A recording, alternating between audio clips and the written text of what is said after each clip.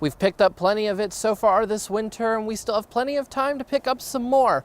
It's powdery, it's white, and it's not made by a dying chemistry teacher. In this month's edition of In the Clouds, we're going to take a deeper look into snow.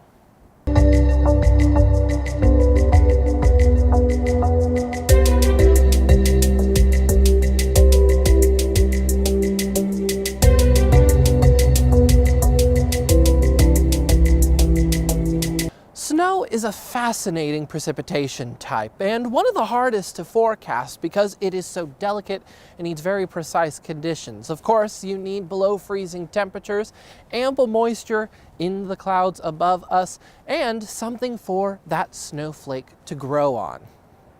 That little something is usually a speck of dust or pollen or a very small particle of any kind of thing that could be seen in the clouds up where snowflakes or any type of hydrometeor, which is a type of precipitation, forms above in the troposphere. Now, supercooled liquid water will freeze on contact with that speck or ice nuclei in a very similar way that hail forms.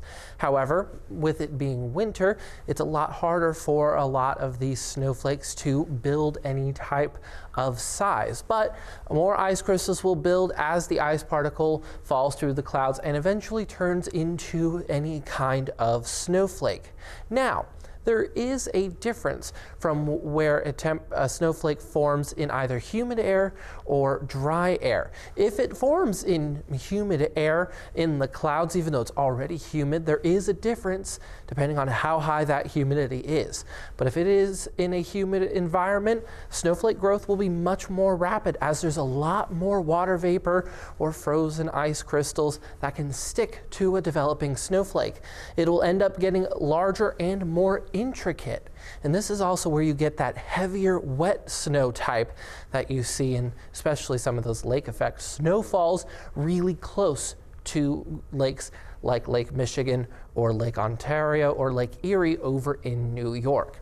But if you see a snowflake develop in drier air, snowflake growth is a lot slower. The design will be more compact and simple. This is where you get that powdery, dry snow that you see that can kind of just filter through your fingers like a sieve. Now, temperature can have a big effect on what a snowflake looks like as well. There are many different kinds of shapes that you'll see that'll form depending on the temperature of the cloud where the snowflake forms. Right near freezing or down to 25 degrees, it'll form more in a hexagonal thin plate.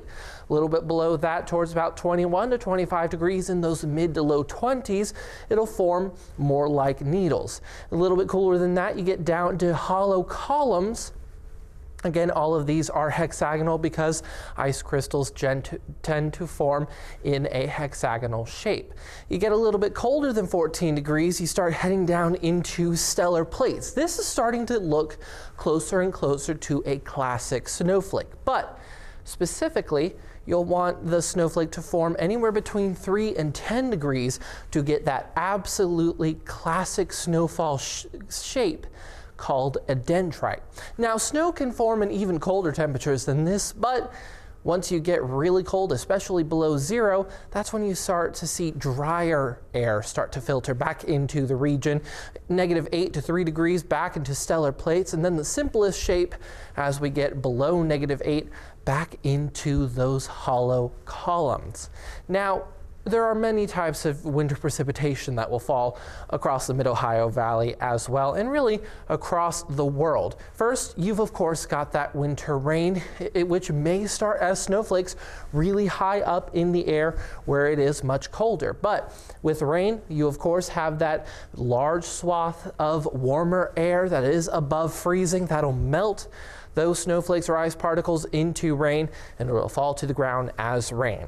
Now, everyone's favorite wintry precipitation type, freezing rain, also has a large swath of warmer air. However, rather than all the way reaching down to the ground, right near the surface, there's a very thin layer of colder air just below freezing, and it is just enough to bring that liquid back to a supercooled state as it's falling, and then once it hits the ground, it immediately freezes, which is why it is so annoying, because it can quickly make a road feel very icy.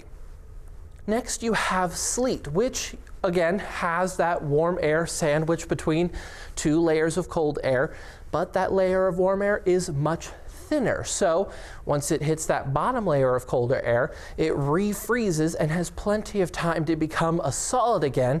And even though it is still ice, it's a little bit more manageable than freezing rain because it doesn't freeze right onto the pavement. And then, of course, you have snow, which has the entire column of air from the cloud to the ground as that cold air below freezing. So it starts out as a snowflake, and once it leaves the cloud, it stays a snowflake all the way to the ground. But there is a fifth type of winter precipitation that isn't quite as usual as any of the other four, called graupel. This is something that forms when an already developed snowflake passes through another layer of supercooled water droplets. The supercooled droplet will freeze right around the snowflake and turn it into a little soft ball of snow and ice, somewhat similar to how hail forms. It can often also resemble hail, but it's referred to more as soft hail because it's not quite a solid chunk of ice, but it's a little softer and it doesn't usually cause as much damage as a hailstone would. I also have a picture of graupel right around here that actually fell on New Year's Day. It's not the easiest to see, but you can see these little balls of winter precipitation that kind of resemble snow, but they're not quite snow. They're a little bit harder than snowflakes, but softer than ice pellets. I hope you did learn something new about snow this month. Now for next month, I'll be talking about another winter term that gets thrown around the news and social media quite a lot during this time of year. So make sure to stay tuned to see what that is.